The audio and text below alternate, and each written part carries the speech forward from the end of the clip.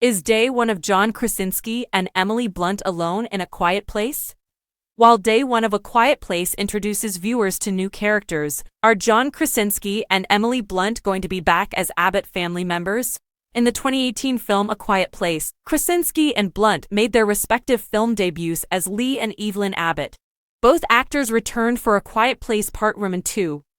Following Lee's passing, Evelyn was left to raise her kids in the silent post-apocalyptic world in the sequel.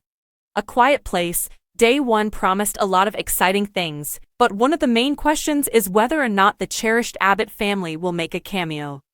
A Quiet Place, Day 1 is a prequel to the previous two movies starring Krasinski and Blunt.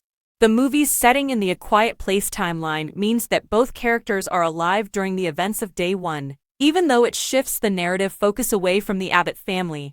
And yet, questions about whether any familiar faces, namely Krasinski and Blunt, would appear in A Quiet Place, Day 1 remain.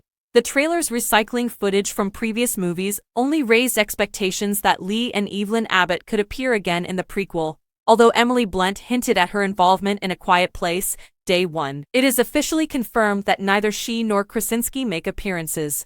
The movie entirely focuses on the perspectives of Sam Lupita Nyong'o and Eric Joseph Quinn instead of bringing the Abbott family back. Since John Krasinski and Emily Blunt do not return in A Quiet Place, Day 1, the prequel is able to follow Sam and Eric's journey as they go from being complete strangers to people who are fighting to survive together.